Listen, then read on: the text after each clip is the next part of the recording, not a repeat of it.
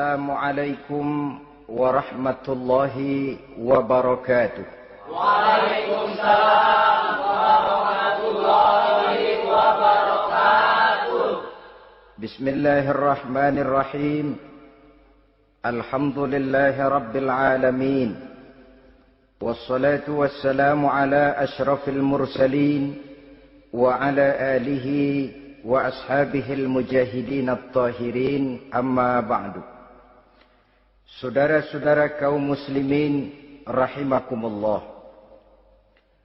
Sebagai kelanjutan dari pembicaraan kita tentang serial para nabi, maka pada pertemuan kali ini kita akan membicarakan riwayat tentang Nabi Sulaiman alaihi salam dan Ratu Balqis. Nabi Sulaiman adalah putra dari Nabi Daud alaihi salam, yang Nabi Daud ini merupakan keturunan yang ke-12 dari Nabi Yakub.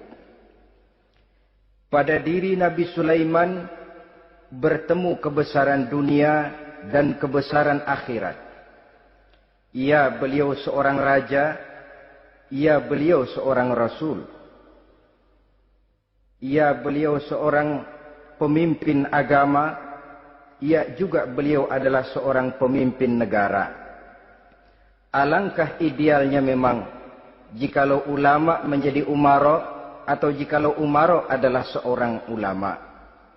Dengan posisinya sebagai ulama, maka nilai kepemimpinannya terpelihara dari segala macam bentuk penyelewengan. Dan dengan kedudukannya sebagai umara, dia akan lebih efektif memberikan komando kepada rakyatnya untuk hidup melaksanakan perintah-perintah Allah. Tetapi oleh karena orang yang sekaligus jadi ulama dan umara termasuk jenis makhluk langka, maka agama hanya akan memberikan pesan agar yang bernama ulama dan umara saling bekerja sama untuk kemaslahatan dan kemanfaatan rakyat. Ulama adalah ulama, umara adalah umara. Jikalau keduanya bisa berjalan dan berdampingan dengan baik, rakyat akan jadi nikmat. Tapi kalau keduanya centang perenang, tentu rakyat akan jadi kiamat adanya. Ma'asyiral muslimin rahimakumullah. Mengapa figur Nabi Sulaiman adalah figur yang bertumpu kebesaran dunia dan akhirat? Kita lihat dari sejarah bahwa Allah memberikan mukjizat kepada para rasulnya biasanya sesuai dengan kecenderungan umat yang dihadapi pada waktu itu. Umat yang dihadapi Nabi Musa alaihi salam adalah umat yang senang kepada kegagahan, suka kepada bentuk badan yang kuat. Oleh karenanya mukjizat yang diberikan Allah kepada Nabi Musa berupa kekuatan, baik tongkat maupun tenaganya. Sebaliknya, umat di zaman Nabi Isa alaihi salam cenderung berbangga dengan kemahirannya di bidang ilmu kedokteran dan ketabiban. Maka mukjizat yang diberikan Allah kepada Nabi Isa adalah mukjizat yang bisa mengatasi semua itu, sehingga Nabi Isa dengan izin Allah bisa menyembuhkan orang yang kena penyakit kusta, belang, bahkan sampai bisa menghidupkan orang mati dengan izin Allah. Di zaman Nabi Muhammad sallallahu alaihi wasallam, kecenderungan umat kepada kemampuan bersyair, sehingga ketika itu yang dihargai adalah ujung tombak dan ujung pena. Ujung tombak dalam arti pahlawan perang, dan ujung pena dalam arti seniman dan penyair.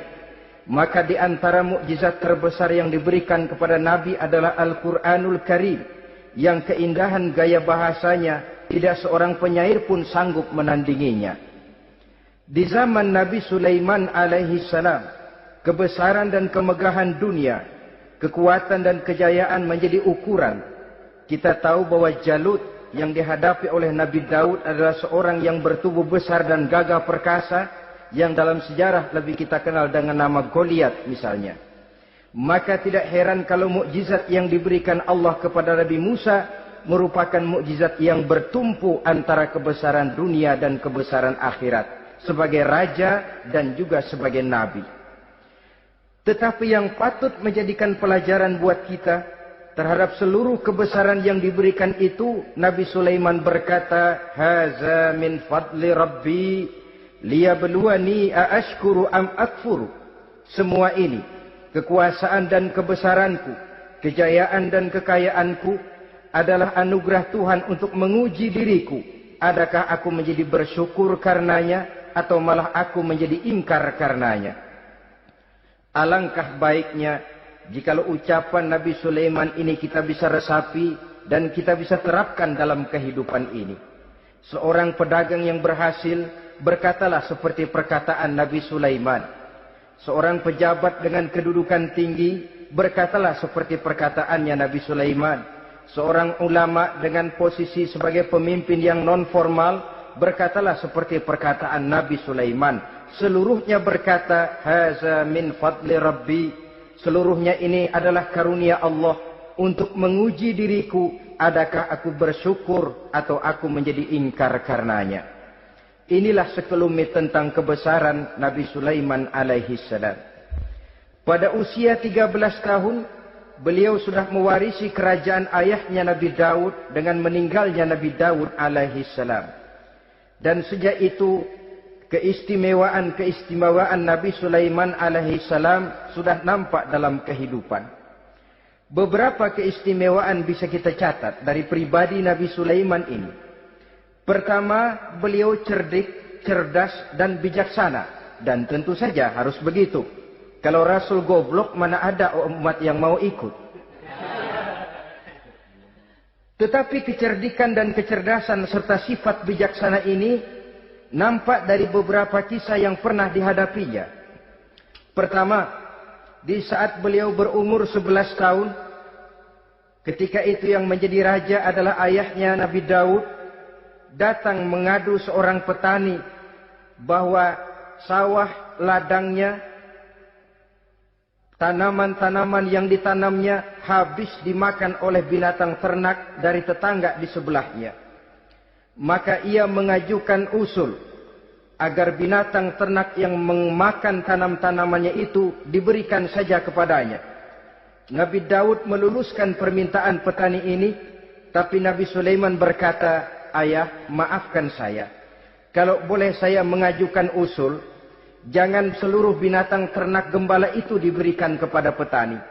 Akan lebih baik kalau binatang ternak yang memakan tanam-tanamannya itu diberikan kepada si petani selama 1 tahun. Apabila ia berkembang biak, beranak, hasil susunya seluruhnya selama 1 tahun itu boleh dimanfaatkan oleh petani tadi. Dengan demikian saya rasakan ini merupakan satu yang lebih adil ketimbang yang tadi itu." Keputusan Nabi Sulaiman ini diterima baik oleh ayahnya, oleh si petani, dan oleh si gembala tadi. Pada usia 11 tahun, ia sudah menunjukkan kecerdikan, kecerdasan, dan sifat yang bijaksana. Contoh yang kedua, ada 2 orang ibu yang pada saat akan bekerja di ladang, masing-masing meletakkan bayinya di satu tempat. Lalu keduanya pun asyik pergi bekerja. Sedang kedua ibu itu bekerja dengan asyiknya, datanglah seekor serigala menerkam salah seorang anak bayi tadi. Dan kemudian dibawanya. Tinggallah anak bayi seorang. Ketika kedua ibu tadi kembali ke tempat dia meletakkan anaknya, maka keduanya lalu berebut anak yang satu itu. Jadi kasus berebut bayi rupanya memang sudah ada dari dulunya. Yang satu berkata itu anaknya, yang lain mengaku itu pun juga anaknya. Akhirnya keduanya mengadu kepada Nabi Sulaiman. Masing-masing ngotot, tidak ada yang mau mengalah. Akhirnya kata Nabi Sulaiman, "Kalau kamu berdua tidak ada yang mau mengalah, sudahlah begini saja. Berikan bayi itu kepada saya, akan saya belah 2 supaya adil. Masing-masing kamu bawa sarang sepotong." Ibu yang seorang berbinar matanya, kelihatannya gembira dengan keputusan itu. "Saya setuju Nabi Sulaiman, ini keputusan yang sangat adil. Betul, belah 2 saja bayi itu." Tapi ibu yang seorang malah berurai air matanya, membasahi pipinya. Ya Sulaiman, daripada Tuhan belah dua anak itu, biarlah berikan saja kepada ibu yang mengaku tadi itu. Tidak sampai hati saya melihat anak yang begini ini harus menjadi korban. Biarlah dia diasuh oleh ibu yang mengakuinya tadi, asal dia tetap hidup. Nabi Sulaiman tersenyum, lalu berkata kepada ibu yang berurai air mata tadi, ambillah anak ini bu, karena ia memang benar anak ibu. Sebab sekejam-kejamnya hati seorang ibu tidak akan sampai melihat anaknya dibelah dua. Adapun engkau ibu yang gembira, engkau sesungguhnya ibu yang kurang ajar. Cuma sekedar ngaku-ngaku, buktinya anak mau dibelah dua kamu setuju. Ibu macam apa kamu anak dibelah dua setuju? Akhirnya ibu yang satu itu menerima hukuman yang setimpal karena mengakui sesuatu yang bukan haknya. Di sini kita lihat kebijaksanaan yang dimiliki oleh Nabi Sulaiman alaihi salam. Bukti yang ketiga, pada waktu beliau mengadakan jihad fi sabilillah, beliau mengadakan mobilisasi dana. Tidak cuma manusia, binatang seluruhnya ikut memberikan sumbangan. Ketika datang gajah, gajah nyumbang kerbau. Datang kerbau, kerbau nyumbang kambing. Datang kambing, kambing nyumbang ayam. Datang ayam nyumbang burung.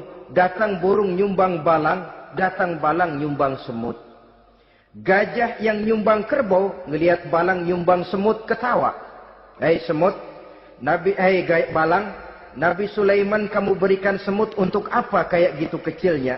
Lihatin dong saya, nyumbang kebo, kata gajah. Nabi Sulaiman tersenyum, seraya bersabda, al-hadiyatu biqadril muhdi. Pemberian itu memang sesuai dengan kemampuan orang yang memberi.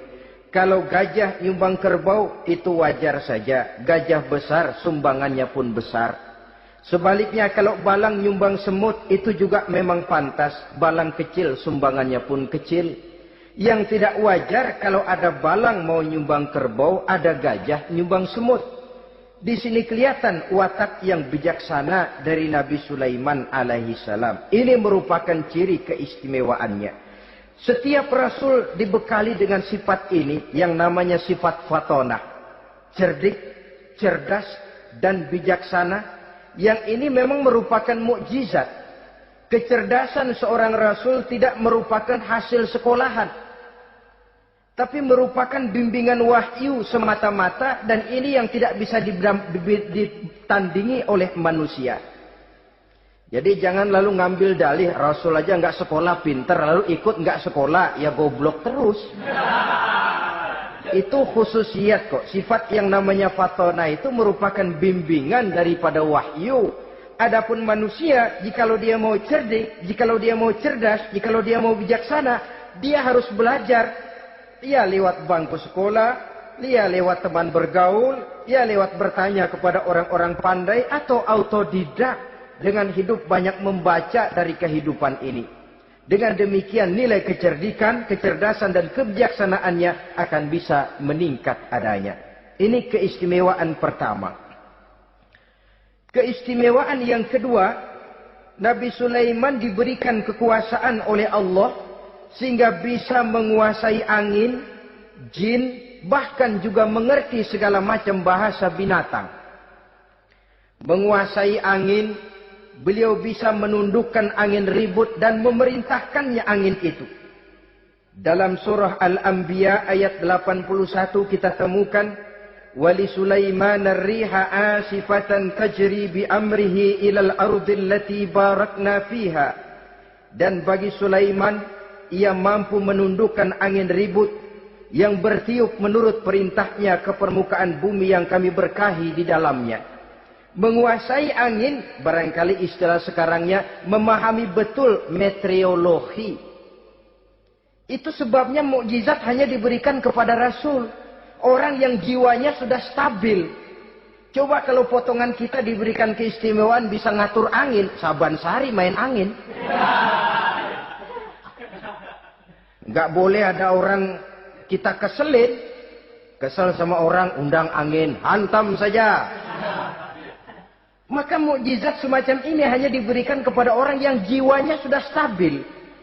Ada satu cerita, namanya juga cerita, tapi kebenarannya mendekati. Seorang wali di tanah Jawa, sholat Jumat di Masjidil Haram di Mekah itu. Namanya wali kalau di Jawa kan pakai belangkon. Dia sembahyang di Masjidil Haram. Ini ada orang Arab usil, tumben ngelihat belangkon. Ini apa di tengah masjid? Dia tepak belangkon itu. Miring di atas kepala. Begitu belangkonnya miring, tanah kayaknya ikut miring. Sehingga penduduk heran, ini apa tanah jadi miring begini?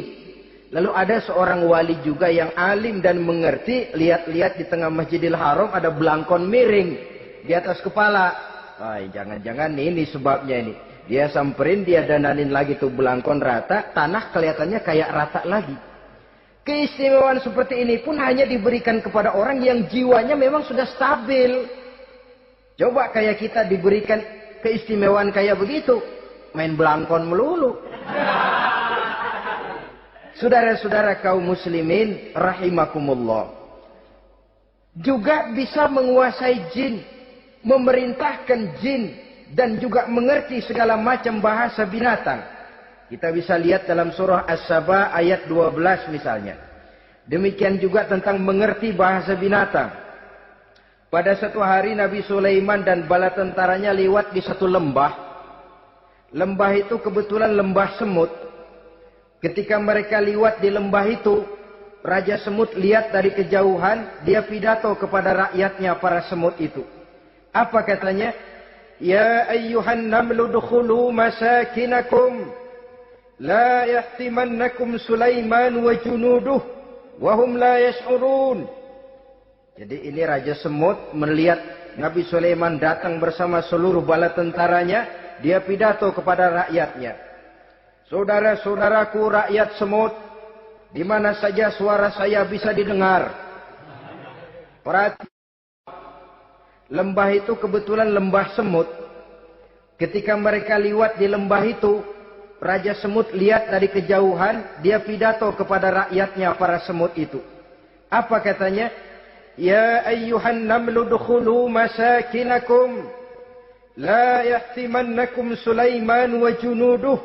Wahum la yash'urun. Jadi ini Raja Semut melihat Nabi Sulaiman datang bersama seluruh bala tentaranya. Dia pidato kepada rakyatnya.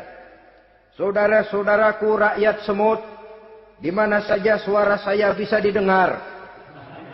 Perhatian, perhatian. Ini Nabi Sulaiman mau lewat dengan seluruh bala tentaranya. Kamu semua supaya masuk ke dalam lubang kamu masing-masing. Sebab kalau kamu nggak masuk ke lubangmu masing-masing, akan diinjak oleh Sulaiman dan bala tentaranya. Sedangkan mereka tidak tahu kalau kamu kena injak. Masuklah semut itu seluruhnya ke dalam lubangnya masing-masing. Nabi Sulaiman senyum. Fatabassama dhahikan min qawliha. Mendengar ucapan Raja Semut ini, Nabi Sulaiman tersenyum. Lalu berkata, apa katanya? Rabbi auzi'ni an ashkura ni'mataka allati an'amta alayya wa ala walidayya wa an a'mala salihan tardahu wa adkhilni birahmatika fi ibadika salihin. Satu pengakuan yang tulus, yang jauh dari watak kesombongan. Mendengar Raja Semut berkata semacam itu, beliau senyum. Lalu berkata, wahai Allah, tetapkan kiranya hati saya ini untuk selalu bersyukur terhadap nikmat yang engkau karuniakan kepada saya. Karena nikmatku, nikmat yang engkau berikan kepadaku, saya mengerti bahasa binatang. Karena mengerti bahasa binatang, saya mengerti seruan Raja Semut itu. Tetapkan saya untuk selalu bersyukur ya Allah atas nikmat yang engkau berikan ini. Atas nikmat yang engkau berikan kepada kedua orang tua saya. Dan tetapkan saya untuk selalu melakukan amal soleh yang engkau ridhoi. Dan masukkan saya ke dalam golongan hamba-hambamu yang soleh. Satu pengakuan yang tulus, yang jauh dari sifat kesombongan. Mungkin kalau sombong yang lahir, begitu dengar Nabi Sulaiman bahwa semut ngomong begitu, beliau akan berkata, iya masuk jadi buruan. Tapi kan tidak. Malah beliau perintahkan bala tentaranya, pasukan berhenti. Ada apa Nabi Sulaiman? Di depan kita ada kerajaan semut. Mereka lagi kocar-kacir masuk ke sarangnya masing-masing. Tunggu sampai mereka masuk dan kita bisa lewat dengan aman tanpa harus menginjak-injak mereka. Bala tentaranya di stop dan berhenti. Ternyata kebesarannya tidak menyebabkan ia lalu memandang remeh sampai kepada makhluk yang bernama semut sekalipun. Masih tetap dihargainya sebagai makhluk dari Allah Subhanahu wa ta'ala. Sesuatu yang perlu menjadi contoh kita semua. Sebab orang bilang kadang kacang sering lupa akan kulitnya. Kadang posisi kita yang tinggi menyebabkan kita lupa dari mana kita berasal. Kadang harta yang kita miliki menyebabkan kita lengah dari mana kita datang. Akhirnya yang timbul adalah sifat sombong dan angkuh. Ibarat kata orang, kacang lupa dengan lanjarannya. Ma'asyiral muslimin rahimakumullah. Ini kebesaran dan keistimewaan yang diberikan Allah kepada Nabi Sulaiman alaihi salam. Apa yang perlu kita jadikan tamsil dan ibarat dari kebesaran ini? Saudara-saudara kaum muslimin rahimakumullah. Keadilan sebagai umara yang berpadu dengan kebijaksanaan sebagai ulama. Satu hari seorang sahabat bertanya kepada Rasulullah sallallahu alaihi wasallam. Ya Rasul, kalau pada satu saat ajal merenggut Tuan, Tuan berlalu meninggalkan kami sekalian, kita berpisah untuk selamanya ya Rasul. Dalam kondisi semacam itu, azahrul ardi khairul lana am batniha. Mana yang lebih baik ya Rasul buat kami kalau sudah ditinggalkan oleh Tuan? Permukaan bumi atau perut bumi yang lebih baik? Ini pertanyaan dengan bahasa kinayah. Permukaan bumi maksudnya hidup. Perut bumi maksudnya mati. Orang kalau sudah masuk ke perut bumi kan habis. Ya Rasul, kalau engkau sudah tidak ada meninggalkan kami semua, mana yang lebih baik buat kami, hidup atau mati? Bukan main pertanyaan ini. Di satu sisi menggambarkan cintanya sahabat kepada Nabi. Sehingga kalau tidak bisa mati bersamaan, biarlah mati beriring saja. Di lain pihak juga mencerminkan bingungnya sahabat kalau sudah ditinggalkan oleh Rasul. Atas pertanyaan ini apa jawab Rasul? Kamu nggak usah khawatir. Walaupun aku sudah tidak ada, kembali ke hadratullah azza wa jalla, meninggalkan kamu semua, kamu tidak usah bingung. Dengan syarat, idza kana umaraukum khiyarukum wa amrukum syura bainakum wa aghniyaukum askhiyaukum fa zahrul ardi khairul lakum min batniha. Kalau saja para umara, kalau saja pemimpin-pemimpin kamu adalah orang-orang yang terbaik di antara kamu, dan seluruh persoalan yang kamu hadapi dapat kamu musyawarahkan dengan baik, lalu orang-orang kaya di antaramu adalah orang-orang yang dermawan, ketika itu walaupun aku sudah tidak ada, hidup lebih baik daripada mati. Permukaan bumi lebih baik daripada perut bumi. Dengan catatan tiga tadi. Pemimpinmu orang yang terbaik di antara kamu. Segala persoalan kamu musyawarahkan. Dan orang kayamu orang dermawan. Walaupun aku tidak ada, hidup lebih baik daripada mati. Tapi sebaliknya kata Nabi. Idza kana umaraukum syirarukum. Kalau umarokmu, pemimpin-pemimpinmu adalah orang-orang yang terjahat di antara kamu. Wa amrukum ala nisaikum. Dan segala urusanmu sudah diatur oleh perempuan.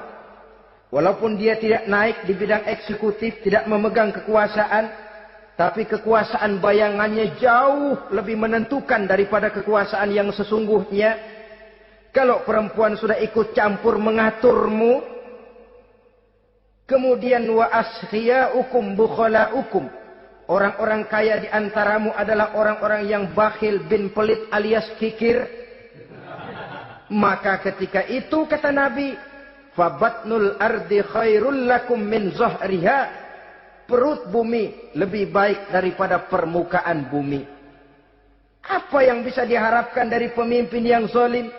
perempuan yang sok kuasa, dan orang-orang kaya yang bakhil dan pelit. Dalam kondisi semacam itu, bertemulah kita dengan yang bernama kiamat. Dan kalau sudah kiamat macam itu, kata Nabi, perut bumi lebih baik daripada permukaan bumi. Maka yang kita perlukan sekarang adalah kerjasama antara ulama dengan umara. Ulama bukan umara, umara pun bukan ulama. Harus saling kerjasama dan jangan saling memperalat. Kerjasama menurut bidangnya masing-masing menjadi yang terbaik di bidangnya. Jangan sudah jadi kiai karena ingin berpartisipasi aktif lalu pindah jadi pemborong jembatan. Tidak sadar akan profesinya. Dan orang lalu tidak bisa berkata, apaan kiai mubalik bisanya cuma ngomong saja. Sekarang kan zaman pembangunan perlu karya nyata. Mana ada ustadz kiai mubalik bikin irigasi. Cuma pidato saja. Apa kemiskinan bisa diatasi dengan pidato? Ini juga orang tidak ngerti urusan. Wong Nabi saja ngajarin kok. Iza wusidal amru ila ghairi ahlihi fantaziris sa'ah. Yang kemudian diterjemahkan dalam manajemen modern, the right man on the right job. Bahwa persoalan harus diserahkan kepada orang yang memang ahlinya. Lah kalau kiai ngurus irigasi, apa nanti lurah mau ngajar fikih? Camatnya ngajar tafsir. Kacau jadinya. Makin ruwet jalur birokrasi, makin banyak orang meninggalkan profesi dan malah melaksanakan sesuatu yang bukan profesinya. Untuk memberesi keruwetan birokrasi termasuk diantaranya menanamkan kesadaran profesi yang menimbulkan kebanggaan dan kebanggaan yang membuahkan tanggung jawab terhadap profesi itu. Sebab orang kalau sudah bekerja menurut profesinya, walaupun tidak kaya, tapi hidupnya tenang. Kenapa? Karena panggilan jiwanya. Seorang kiai yang diajak ngobek, walaupun objeknya gol puluhan juta, kaya, belum tentu tenang. Karena saya yakin bukan ke sana panggilan jiwanya. Ma'asyiral muslimin rahimakumullah. Itulah sebabnya kerjasama. Ulama membangun lingkungannya, ulama membangun manusianya, umara membangun lingkungannya, sehingga terciptalah wujud daripada pembangunan manusia seutuhnya, ya zahirnya, ya batinnya. Seluruh kita berpartisipasi, hanya bidangnya saja yang berbeda-beda. Jangan yang satu merasa lebih berjasa dari yang lain, jangan yang satu merasa lebih penting dari yang lain. Seluruh kita penting, seluruh kita berjasa, cuma bidang kita saja yang berbeda-beda.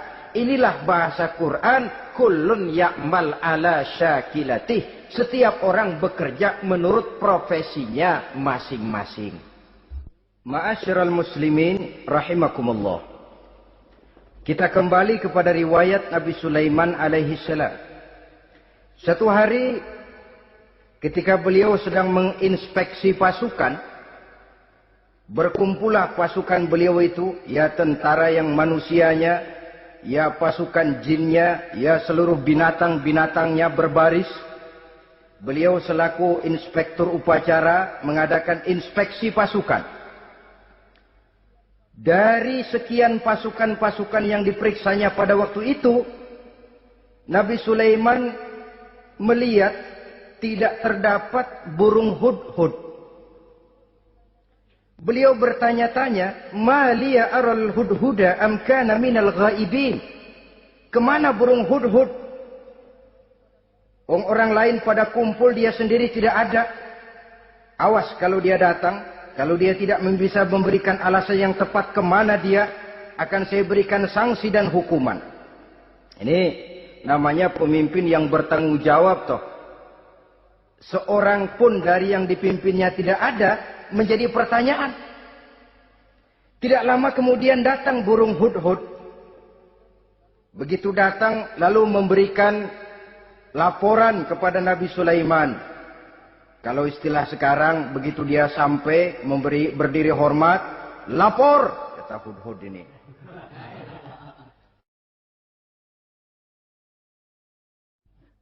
Bagaimana Hudhud? Maaf Tuan Raja, saya terlambat. Iya, kenapa terlambat? Patroli Tuan Raja. Kemana saja kamu patroli? Keliling. Lalu apa hasilnya? Inni wajadtu imra'atan tamlikuhum wa utiyat min kulli syai'in wa laha 'arsyun 'azim. Saya baru patroli ke satu negara yang bernama Sabah, Tuan Raja. Sabah, saudara tahu Sabah? Di mana itu? Dekat ibu kota Yaman sekarang. Di sana Tuan Raja, kata Hudhud ini, wajadtu imra'atan tamlikuhum. Yang jadi raja perempuan. Kalau Tuan raja besar, Tuan orang laki. Ayah Tuan raja besar, Nabi Daud, laki. Ini mah model Tuan Raja. Orangnya rajanya raja besar tapi perempuan. Tumben saya ngelihat ada raja perempuan. Kerajaannya begitu besar. Begitu. Iya. Lalu dia jadi raja bagaimana? Ia mewarisi kerajaan ayahnya Sri Baginda Raja Syarahil. Ketika ayahnya wafat, dia naik. Walaha arsun azim. Singgasananya besar, bagus, antik Tuan Raja. Terus bagaimana lagi? Wajadtuha wa qaumaha yasjuduna lisyamsi min dunillah. Yang jadi pikiran saya Tuan Raja, dengan kekuasaan yang besar, mereka itu seluruhnya, seluruh bala tentaranya dan kaumnya, yasjuduna lisyamsi. Mereka menyembah matahari, bukan menyembah Allah. Mendengar ini Nabi Sulaiman tergerak hatinya. Waktu mendengar rajanya perempuan, kekuasaannya besar, belum tergerak. Tapi ketika sampai kepada yasjuduna lisyamsi, mereka sujud kepada matahari, di situ pribadi seorang rasulnya tergerak. Siapa nama ratu itu? Namanya Ratu Balkis Tuan Raja. Begini Hudhud, laporan kamu saya terima. Alasan kamu datang terlambat bisa dipertanggungjawabkan. Kamu tidak kena hukuman. Cuma begini saja Hudhud, karena kamu yang laporan, kamu yang tahu lokasi negaranya, kamu yang harus melaksanakan tugas ini. Apa Tuan Raja? Idhab bi kitabi hadza fa'alqih ilaihim. Kamu berangkat lagi ke negeri Sabah, bawa surat saya, berikan kepada mereka. Thumma tawalla anhum. Kemudian kamu berpaling dari mereka, tapi jangan pulang. Fanzur madza yarji'un. Lihat apa reaksi mereka setelah menerima surat ini. Baik Tuan Raja, baik. Nabi Sulaiman menulis sepucuk surat kepada Ratu Balkis. Dan surat itu dibawa oleh burung Hudhud tadi. Terbanglah si burung Hudhud ini ke negeri Sabah. Masuk ke istana Ratu Balkis. Dan surat itu jatuh di kamar Ratu Balkis. Diambil surat tadi, kemudian dibaca. Apa isi suratnya? Innahu min Sulaiman. Wa innahu bismillahirrahmanirrahim. Alla ta'lu alayya. Wa'tuni muslimin. Surat ini dari Sulaiman. Bismillahirrahmanirrahim. Jangan kamu merasa lebih tinggi dari aku. Datanglah kepadaku dan masuk ke dalam agama Islam. Suratnya singkat, padat, ultimatum. Jadi enggak pakai bahasa kembang, enggak pakai bahasa basi, langsung kepada isi. Surat ini dari Sulaiman. Bismillahirrahmanirrahim. Jangan kamu merasa lebih tinggi dari aku. Datanglah kepadaku dan masuklah ke dalam agama Islam. Ini yang disebut dakwah langsung tanpa pakai kembang. Saudara-saudara, menerima surat semacam ini, Ratu Balkis lalu ngumpulin para pembantu kerajaan, aparat pemerintah lah zaman sekarang. Termasuk menteri-menteri. Dipanggil sidang darurat di istana Ratu Balkis. membahas datangnya surat dari Nabi Sulaiman alaihissalam. Tuan-tuan para menteri, bagaimana Sri Ratu? Saya dapat surat. Dari mana? Dari Sulaiman. Katanya apa? Jangan kamu merasa lebih hebat dan lebih tinggi dariku.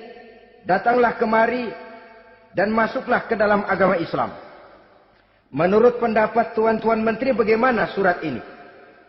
Apa kita penuhin permintaannya? Kita datang rame-rame masuk Islam? Oh, kata menteri, jangan dulu tuanku. Gengsi dong. Kita ini kan kerajaan besar. Tentara kita gagah. Masa mau menyerah tanpa syarat? Ini kan kerajaan besar. Tentara kita gagah.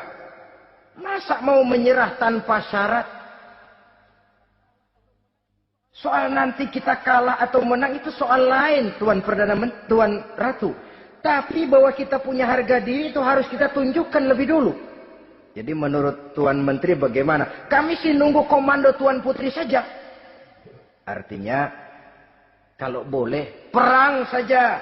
Cuma mau duluin takut dikira nyelongcong. Kami sih gimana komando Tuan Ratu saja. Tuan komandokan berangkat, kami segera berangkat. Terserah Tuan Putri, kami seluruhnya loyal, taat dan setia menunggu titah dari Sri Paduka Ratu. Terima kasih para menteriku. Soal kesetiaanmu saya tidak meragukan. Tapi perang dimanapun selalu membawa kerugian. Kita menang rugi, tentu jatuh korban. Apalagi kalau kita kalah. Dan raja-raja yang mengalahkan negeri-negeri lain selalu membawa kehinaan kepada negeri yang dikalahkannya. Jadi bagaimana? Sekarang begini saja. Kita ambil jalan tengah. Lalu diplomasi dulu. Diplomasi macam apa Tuan Ratu? Kita kirim utusan kepada Nabi Sulaiman. Dari sana nanti kita lihat reaksinya. Saya memang selama ini sudah dengar siapa itu Nabi Sulaiman. Katanya orang yang masih muda, masih bujangan, bijaksana, kekuasaannya besar, tentaranya hebat. Cuma kan baru berita. Kita cek. Jadi diplomasi macam apa Tuan Ratu? Kita kirim utusan kepada Raja Sulaiman. Kita bawakan hadiah-hadiahnya. Yang mahal-mahal, mewah-mewah, menarik. Pokoknya yang terbaik di negeri kita, berikan kepadanya. Lihat reaksinya. Kalau dia tergiur dengan hadiah itu, dia raja. Bukan nabi. Tapi kalau dia menolak hadiah itu, dia memang nabi. Dan apa reaksi kita nanti, tergantung sikap Nabi Sulaiman. Aha, kalau begitu setujulah Ratu. Itu memang bijaksana. Diplomasi dulu. Iya, jangan datang-datang main perang aja loh. Perang sih gampang. Tapi ini kan ada meja perundingan. Sepanjang masih kita bisa menempuh jalan damai, damai saja dulu. Baik. Maka diaturlah satu barisan diplomasi untuk menuju Palestina. Kerajaan Nabi Sulaiman alaihi salam. Rombongan terdiri dari 500 orang. Laki-laki dan 500 orang perempuan. Yang laki ganteng, yang perempuan cantik. Yang laki dikendarai dengan kuda-kuda pilihan. Dan yang perempuan dikendarai dengan keledai-keledai pilihan. Kuda dan keledai pun dihiasi begitu rupa. Pelanaknya yang terbagus dilapis dengan sutra. Sedangkan bawaan-bawaannya tidak lain daripada intan, berlian, mutiara, jamrud, yakut, kesturi. Yang dilapis dengan sutra tenun yang asli. Pendeknya hadiah yang serba wah. Dan rombongan ini dipimpin oleh seorang diplomat ulung dari negeri Sabah. Bernama Munzir bin Amru. Ini ahli diplomasi dari negeri Sabah. Dipesanlah oleh Ratu Balkis, kalau datang nanti kamu ke negeri Sulaiman, sikapmu harus begini, begini, dan segala macam. Ditatar dulu, sebab ini mau diplomasi tingkat tinggi. Baik, Sri Ratu. Nah, sudah mendengar perundingan ini, burung hudhud pulang ke negeri Nabi Sulaiman, apel lagi, lapor Tuan Raja. Bagaimana Hudhud? Sikapnya mereka akan mengutus utusan dengan membawa berbagai macam hadiah untuk datang ke negeri kita. Baik. Nabi Sulaiman kumpulkan tentaranya, terutama para jin. Hei tentaraku, khususnya kalian para jin, akan datang rombongan tamu besar ke negeri kita. Maka mulai saat ini saya komandokan, kamu bangun satu istana yang megah, yang belum pernah ada dalam waktu yang relatif singkat. Dan lantai daripada istana itu harus dilapisi dengan kaca-kaca tebal yang bening. Bawahnya diisi dengan air, diisi dengan ikan-ikan hias yang indah-indah. Baik Tuan Raja. Maka tentara Nabi Sulaiman, sejak manusia sampai binatang sampai jin, semuanya kerja bakti membangun istana yang megah. Sehingga sebelum rombongan kerajaan Sabah ini sampai, istana sudah selesai. Mereka masuk ke dalam istana Nabi Sulaiman. Begitu melihat lantainya gemerlapan air, masing-masing pada ngangkat kain. Takut kainnya basah. Waduh, ini istana kebanjiran begini. Kata Nabi Sulaiman, nggak usah diangkat kainnya, nggak usah. Ini dilapis kaca, cuma bawahnya memang kolam. Kolamnya berisi ikan. Oh, bengong. Bengong. Bengong aja pada melongo mulutnya.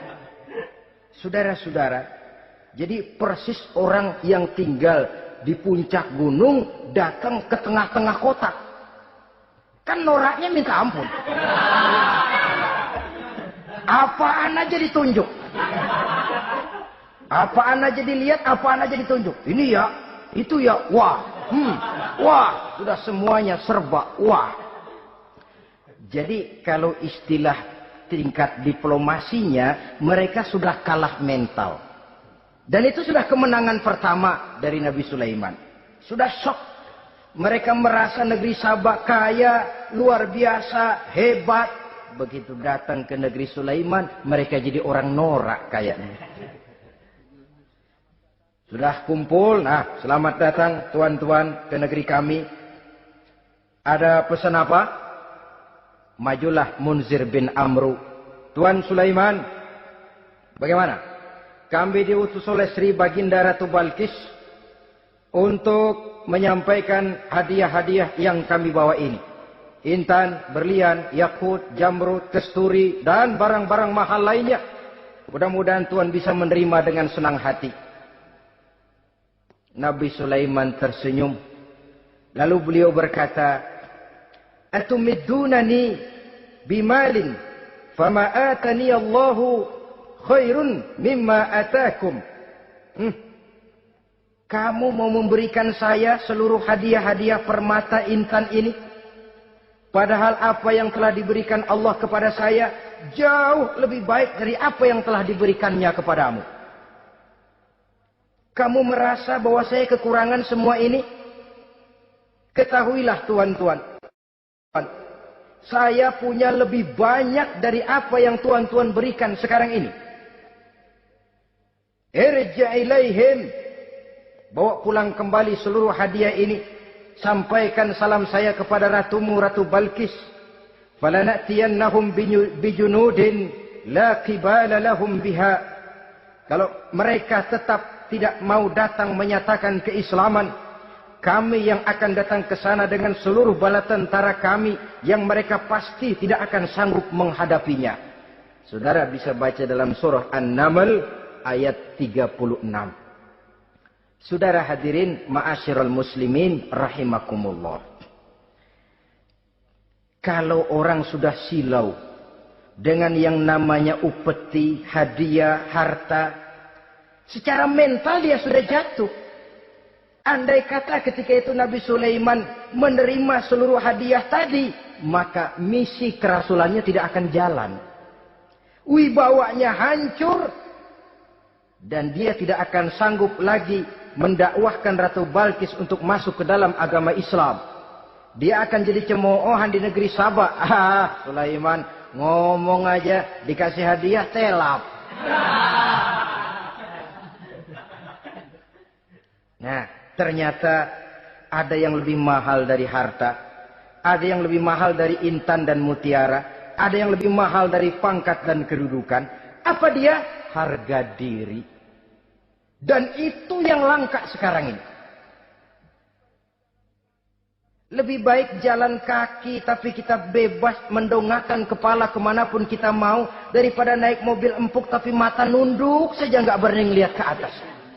Kehilangan harga diri. Ulama yang kehilangan harga diri akan menyelewengkan ayat. Pejabat yang kehilangan harga diri akan melakukan segala macam penyelewengan. Dan lain sebagainya. Harga diri sesuatu yang mahal. Terutama di kota-kota besar. Kota-kota yang menyandang gelar metropolitan.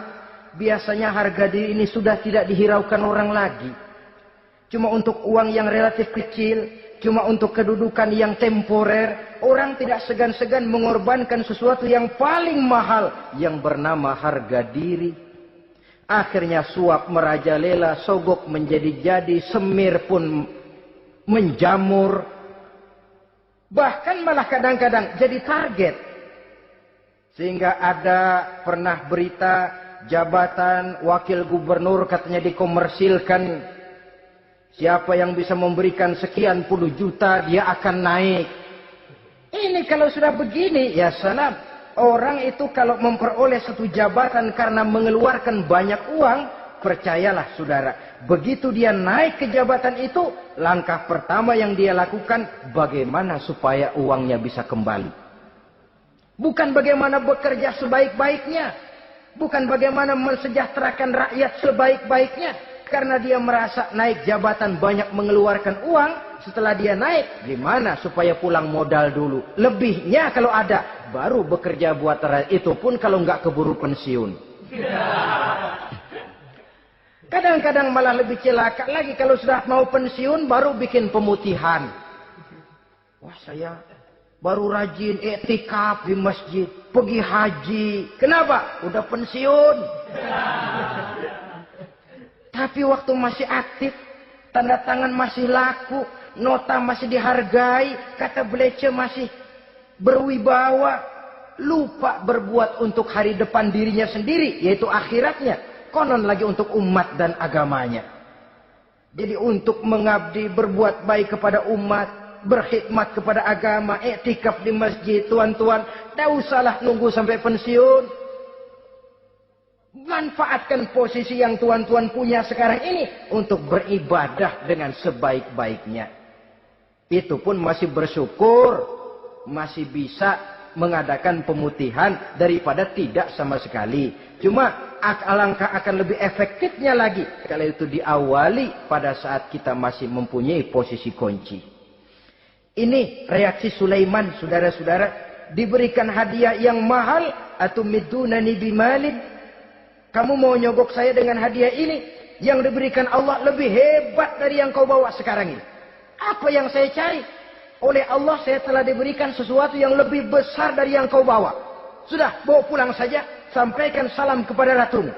Kalau dia tetap ngotot tidak mau kemari, saya yang akan datang ke sana dengan seluruh bala tentara yang saya yakin sampean akan kewalahan ngadepinya. Pulang, sampaikan salam saya, bawa seluruh hartamu.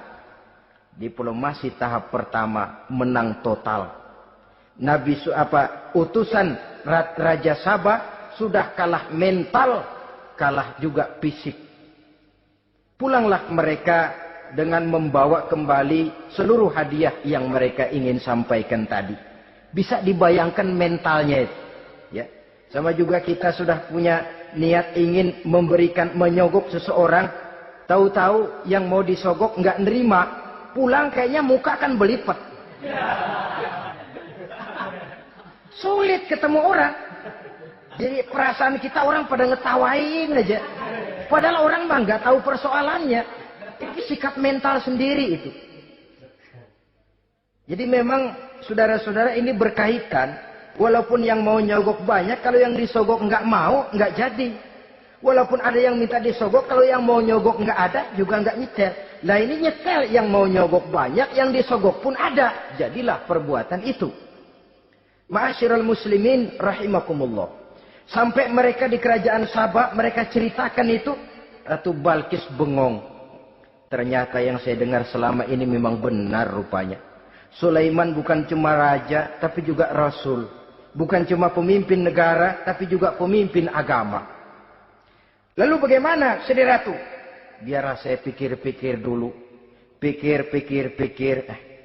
Bagaimana ya? Sudahlah, begini saja. Kita sekarang berangkat ke negeri Nabi Sulaiman. Saya yang akan langsung memimpin rombongan. Ada dua tujuan Ratu Balkis sebenarnya. Tujuan pertama ingin melihat dengan mata kepala sendiri kebesaran Sulaiman yang selama ini dia cuma dengar beritanya saja. Yang kedua, ada udang di balik batu. Kalau setelah Nabi Sulaiman nanti melihat kecantikan Ratu Balkis ini, dia bisa fly. Nah, istilah anak sekarang, dia bisa fly. Nah, siapa tahu kan, karena kecantikannya Nabi Sulaiman lalu jatuh hati, dan Dewi Amor pun bicara. Nanti bila mata bertemu mata, bibir ikut senyum, hati berdetak. Maka terjadilah magnet-magnet saling bersentuhan, percintaan tingkat tinggi. Kan lumayan dapat suami, dapat pacar seorang raja besar. Jadi dengan harapan ini berangkat langsung memimpin rombongan. Ada dua tujuan Ratu Balkis sebenarnya. Tujuan pertama ingin melihat dengan mata kepala sendiri kebesaran Sulaiman yang selama ini dia cuma dengar beritanya saja. Yang kedua, ada udang di balik batu. Kalau setelah Nabi Sulaiman nanti melihat kecantikan Ratu Balkis ini, dia bisa fly. Nah, istilah anak sekarang, dia bisa fly. Nah, siapa tahu kan, karena kecantikannya Nabi Sulaiman lalu jatuh hati, dan Dewi Amor pun bicara. Nanti bila mata bertemu mata, bibir ikut senyum, hati berdetak. Maka terjadilah magnet-magnet saling bersentuhan, percintaan tingkat tinggi. Kan lumayan dapat suami, dapat pacar seorang raja besar. Jadi dengan harapan ini berangkatlah Ratu Balkis ke negeri Nabi Sulaiman. Hud lapor lagi. Lapor. Gimana Hud? Ini Ratu Balkis yang mimpin sekarang. Baik, kita siap-siap. Begini saja, kata Nabi Sulaiman. Siapa yang bisa bawa singgasana Ratu Balkis ke sini? Jin Ifrit tampil. Saya. Berapa lama kamu perlukan untuk membawa singgasana Ratu Balkis kemari? Sebelum Tuan bangun dari tempat duduk, itu singgasana sudah bisa sampai kemari, Tuan Raja. Bagus. Ada yang bisa lebih cepat? Saya, kata seorang ulama. Berapa lama? Sebelum Tuan kedip. Asal Tuan kedip, Tuan melek lagi, singgasana sudah sampai di sini. Baik, kerjakan. Dalam waktu sekejap itu singgasana Ratu Balkis sudah sampai di istana Nabi Sulaiman. Pasang di sini, biar dia duduki nanti. Robah sedikit biar dia nggak kenalin. Dirombak sedemikian rupa. Masuk Ratu Balkis ke istana Nabi Sulaiman. Terjadilah kemudian di perundingan semacam tingkat tinggi antara raja dengan raja. Bagaimana Tuan Ratu Balkis? Iya, Tuan Sulaiman. Iya, bagaimana? Saya kagum dengan kebesaran Tuan. Bukan kebesaran saya. Seluruhnya ini adalah karunia Allah kepada saya. Saya dengar Tuan menyembah matahari. Padahal matahari tidak pernah memberikan apa yang Tuan kehendaki. Matahari tidak pernah menciptakan Tuan. Adalah lebih baik Tuan menyembah yang menciptakan matahari daripada menyembah matahari itu sendiri. Nabi Sulaiman. Bagaimana kalau kita mengadakan ya sambil berunding, sambil lobbying istilah sekarang. Baik, lobbying pun jadi. Berjalanlah meninjau seluruh pelosok istana Nabi Sulaiman alaihissalam. Seperti halnya bala tentaranya, Ratu Balkis juga sampai di lantai kaca, angkat kain. Kata Nabi Sulaiman, jangan diangkat tuh kain. Ini bukan air, istana kaca. Bukan main kebesaran kamu. Melihat begitu kebesaran Nabi Sulaiman, Ratu Balkis yang niatnya sementara mau melontarkan diplomasi asmara, lupa. Lalu apa katanya? Rabbi inni zalamtu nafsi. Ya Allah, selama ini saya benar-benar telah zalim kepada diri saya. Begitu banyak nikmat yang engkau berikan kepada saya. Saya jadi ratu dengan kekuasaan yang besar, mewarisi kebesaran ayah. Dengan kerajaan dan bala tentara yang gagah perkasa. Bukan saya bersyukur kepadamu, malah saya menyembah matahari. Inni zalamtu nafsi. Sungguh saya telah zalim kepada diri saya. Maka mulai sejak saat ini, aslamtu ma'a Sulaiman lillahi rabbil alamin. Mulai sejak saat ini ya Allah, saya nyatakan diri, saya masuk Islam, bertuhankan Allah Rabbul Alamin. Saya tunduk kepada Nabi Sulaiman alaihi salam. Masuk Islam sebelum diplomasi asmaranya melayang, saudara-saudara. Sudah masuk Islam? Sudah. Nah, Ratu Balkis sekarang bagaimana? Ya Nabi Sulaiman, kalau saya masuk Islam, apakah kerajaan saya akan tunduk dan diatur oleh kerajaan Tuhan? Tidak. Kamu persilakan pulang ke kerajaanmu. Atur negerimu menurut cara yang kamu mau, asal sesuai dengan perintah Allah. Saya bukan penjajah. Saya cuma mengajak kamu ke dalam Islam. Saya tidak ingin meluaskan wilayah saya. Asal kamu sudah masuk Islam, tugas sudah saya jalankan. Perkara kerajaanmu, kau pulang, kau atur dan kau tetap jadi raja. Jangan merasa kalau sudah masuk Islam lalu kerajaanmu saya caplok. Islam bukan penjajah, Ratu Balkis. Baiklah Nabi Sulaiman, saya tahu. Tapi untuk melanggengkan kerjasama antara kerajaan Sabak dengan kerajaan Tuhan, caranya bagaimana? Mulai ngojok-ngojok. Dia nggak bilang lu demen aja deh sama gue. Enggak. Cuma untuk jangka panjang. Jangka panjangnya Sulaiman. Supaya kita tetap bisa kerjasama, caranya bagaimana? Ya supaya kerajaan berumur panjang, kau harus punya keturunan. Kata Nabi Sulaiman. Itu kan berarti saya harus nikah. Memang. Tapi saya ratu. Suami saya kan paling kurang juga harus maharaja, sahansah. Ya sebenarnya sih cuma dia nggak bilang aja. Di kerajaan gue nggak ada yang setimpal. Gue maunya sama elo. Itu kalau bahasa kita. Cuma ini kan bahasa perempuan. Perempuan kan paling pintar nahan perasaan. Nggak kayak orang laki. Orang laki kalau lagi mabok cinta teler. Sama siapa aja dia cerita. Gue kan lagi demen sama si Ano. Lain sama perempuan, dia paling bisa jaga perasaan. Saya kalau begitu, saya harus kawin dengan maharaja. Ya kamu tinggal pilih saja, kata Nabi Sulaiman. Nabi Sulaiman, ini Perdana Menteri udah pada mesem-mesem, udah paham ke arah mana maksudnya. Bagaimana kalau kita kukuhkan saja dua kerajaan ini, Nabi Sulaiman? Saya pun setuju kalau itu kamu punya mau. Wah ini Perdana Menteri takbir semua. Allahu Akbar, Alhamdulillah, Alhamdulillah. Sampai akhirnya Nabi Sulaiman pun menikah dengan Ratu Balkis. Bergabunglah dua kerajaan besar itu.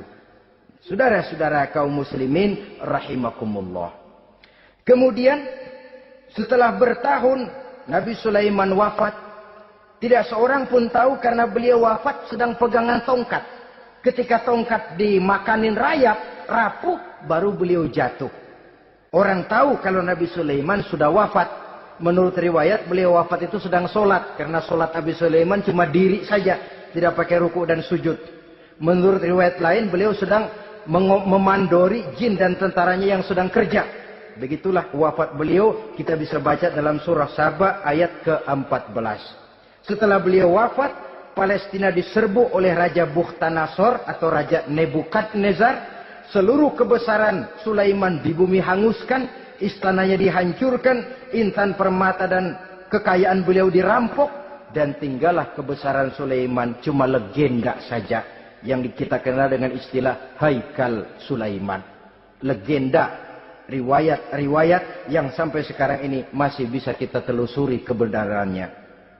Saudara-saudara, inilah pertemuan yang singkat ini, walaupun serba singkat, mudah-mudahan ada manfaatnya. Dengan kesimpulan, seluruh anugerah yang ada pada kita hakikatnya karunia Allah. Marilah kita menjadi orang yang pandai bersyukur atas anugerah itu. Terima kasih atas segala perhatian. Mohon maaf atas segala kekurangan. Usikum wa nafsi bitaqwallah. Wassalamualaikum warahmatullahi wabarakatuh.